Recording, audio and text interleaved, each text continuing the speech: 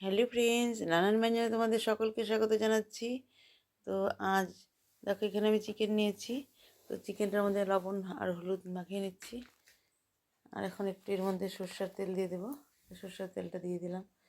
দিয়ে নিয়ে এখন আমি এর মধ্যে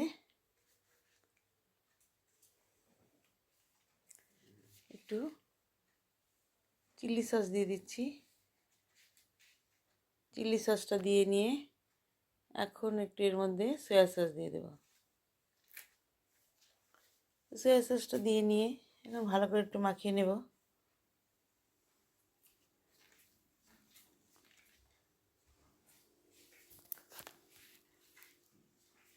আর এখানে অল্প একটু চিকেন মেয়ের জন্য একটু ভেজে নিলাম সয়া সস, এমনি টমেটো সস, লবণ হলুদ দিয়ে।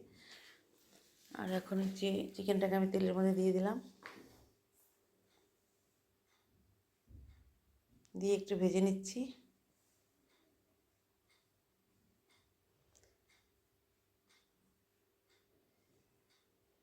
তো এখন আমি এটাকে একটু ঢেকে দেব। তো ঢেকে দিয়েছিলাম। তো এরকম আমি ফ্রাই করে নামিয়ে নিলাম। এখন দেখো, কড়াইতে তেল দিয়ে আর দুটো তেজপাতা দিয়ে এখন আমি এর মধ্যে এলাচ দারচিনি দিয়ে দিলাম, লং দিয়ে দিলাম। দিয়ে নিয়ে এখন এর মধ্যে আমি এখানে একটা বড় রসুন দিয়ে দিলাম। দিয়ে এখন এর মধ্যে পেঁয়াজ কুচিটা দিয়ে দিলাম। পেঁয়াজ কুচিটা দিয়ে একটু ভেজে নিচ্ছি। তো ভেজে নিয়ে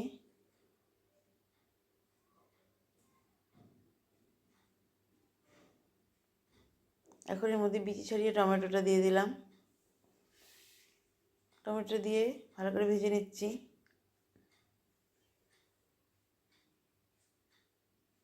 এখন এর মধ্যে দিয়ে দিব এটা হচ্ছে রসুনের পেস্ট। দিয়ে এখন এখানে কাঁচা লঙ্কা পেস্টটা দিয়ে দিলাম। আর এখন পেঁয়াজের পেস্ট দিয়ে দিলাম।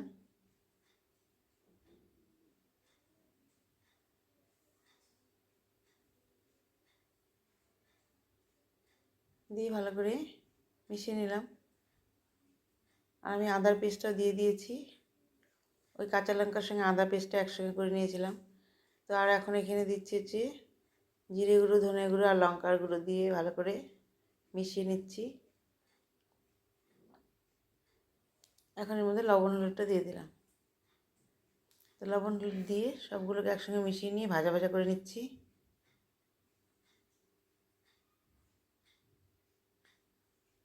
এখন মশলাটাকে কষিয়ে নিয়ে এখন এর মধ্যে চিকেনগুলোকে দিয়ে দিচ্ছি। চিকেনগুলোকে দিয়ে এখন ভালো করে মিশিয়ে নিলাম। এইভাবে কষিয়ে নিয়ে